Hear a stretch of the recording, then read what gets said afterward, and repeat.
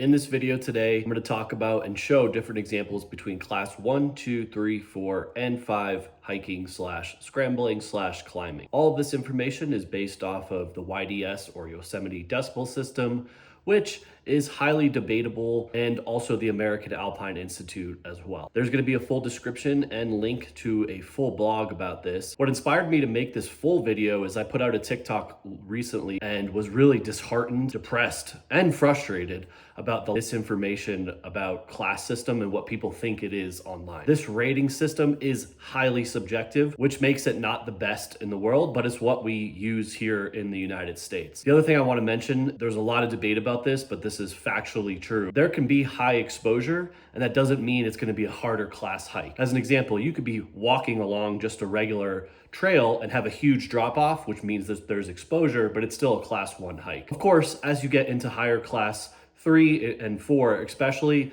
when there's something that's borderline 3, maybe 4, that's when exposure does come into play, but it doesn't have to. You could have a class 3 move that's not exposed, a class 4 move that's not exposed, just like you can have a class 2 move that's exposed. Although exposure is a factor in the YDS system, it is not a dictator as to what something will be in difficulty. The other thing to mention is that commitment is a whole separate issue and rating system. So let's say you have a really long committing day that has nothing to do with the class system. Committing move, sure, it might, but if it's a really long day versus a really short day, that has nothing to do with the class system. If you disagree with any of this, that's totally up to you. You can keep living with your head underground, but read the American Alpine Institute, read the YDS system. This is where this information is coming from, plus over a decade of experience. The other thing to note here is that if you read something online, like I said, it's highly subjective. So if you read something on my website, I might rate something lower or higher and vice versa. But I'm going off the system as close as I can.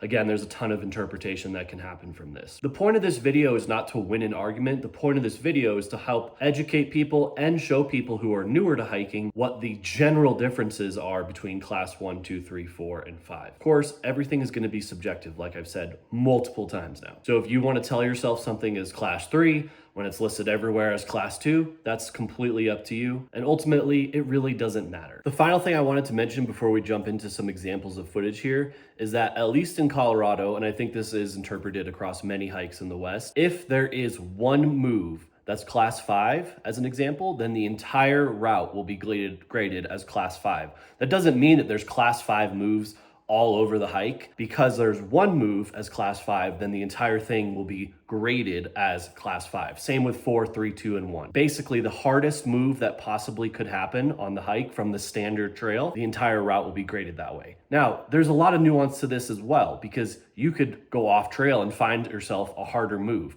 Does that make the entire route that harder move? No, because in theory, there's an easier way to do it. But again, like I said, there's a lot of nuance to the system, and it's why it's not the greatest. An example for the class 5 thing that I said would be the Crestones Traverse. You'll see online, it's rated as class 5. That head wall at the very end that feels like you're just massively exposed and you're gonna fall off the mountain is only class 4. The class 5 move is several moves before it, and it's one move that's a low class 5 move, which makes the whole route class 5. All right, let's jump into some examples here. Looking at obvious class 1 terrain here.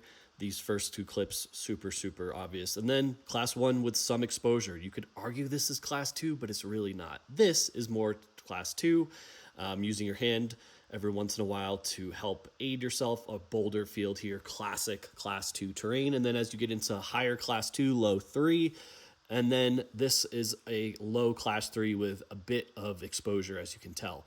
Another class 3 move, I'm only using one hand. That's pretty obvious that this is class 3, not 4. Another high exposure class 3 here, but doesn't have to. Like, this is class 3, not a ton of exposure. Same with this as well.